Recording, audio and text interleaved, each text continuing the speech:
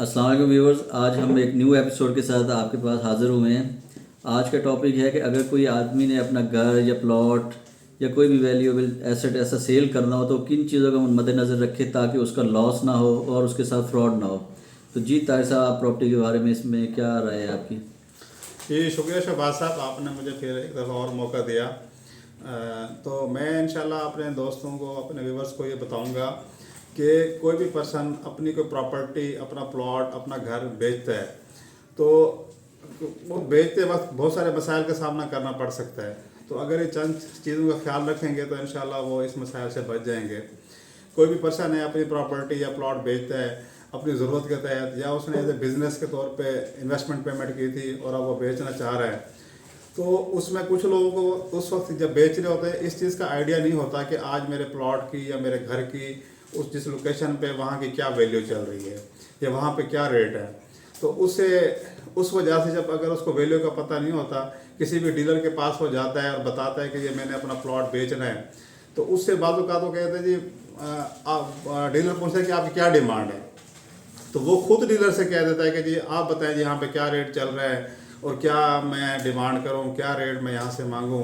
तो वो बाजू का डीलर उस चीज़ का अंदाज़ा लगा लेते हैं कि इसका मतलब है इस पर्सन को अपनी प्रॉपर्टी की वैल्यू का नहीं पता, जिस वजह से वो बंदे उसको ब्लैकमेल भी कर लेते हैं और कम रेट पे जो कम रेट बताते हैं।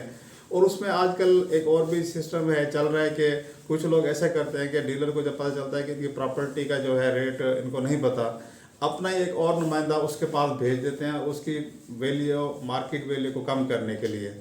तो फॉर एग्जाम्पल कोई बंदा कहता है जी मेरे इस प्लॉट को आप 20 लाख में बिकवा दें, तो डीलर अंदाज़ा लगा लेता है कि इस बंदे को सही पता नहीं यहाँ पे 24 लाख रेट बनता है या 25 बनता है या 20 ही है।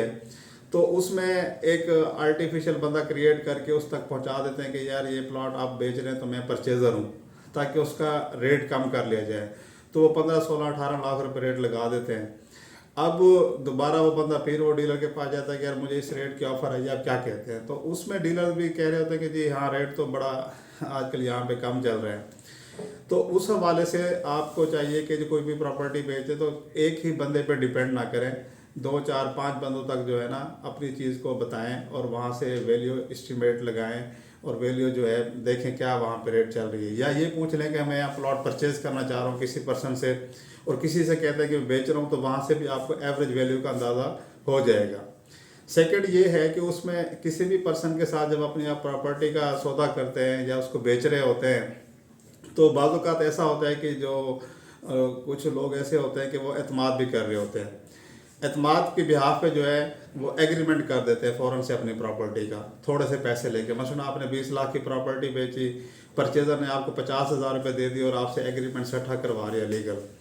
तो अब बेसिकली तौर पर जब आप सट्ठा और एग्रीमेंट थोड़े पैसे पे कर रहे होते हैं तो आप उसमें फंस जाते हैं। पता चलता है कि आपने 3 महीने का टाइम दिया, 3 महीने के बाद जो है ना उस बंदे से पैसे नहीं पूरे हो रहे, तो साफ ज़ाहिर है वो आप एग्रीमेंट भी आप करके बैठे हुए, फ़ौरन से आप किसी और पर्सन को भी प्रॉपर्टी नहीं बेच सकते, उसमें फ़र्ज लगी होती है आपकी। और दूसरा ये कि आप भी जो है ना परेशान होकर बैठ जाते हैं और रिलेशन भी इस यहाँ पे बाज़ औक़ात ख़राब होने के चांसेस होते हैं। तो सर उसमें जब भी किसी पर्सन के साथ एग्रीमेंट करें, कोशिश करें कि ज़्यादा अमाउंट लें, मैक्सिमम उसका 50%, 70%, 60% लें, बाकी उसे 10, 20, 15 दिन का, महीने का जो भी टाइम देते हैं उस टाइम तक जो है ना महदूद रहे। ना कि आप 50,000, 1 लाख पे एग्रीमेंट करके और साल का, 1.5 साल का, 2 साल का जो है ना आप एग्रीमेंट बना लें, तो उस वक्त तक जो है वो प्रॉपर्टी की आपकी वैल्यू भी बढ़ चुकी होती है। फिर बंदा ज़्यादा परेशान होता है जब आपने एक चीज़ 20 लाख की बेची और साल के बाद उसका रेट वहाँ पे 40 लाख या 30 लाख हो गया है और पैसे भी आपको नहीं मिल रहे, आप बाउंड भी हुए हुए हैं।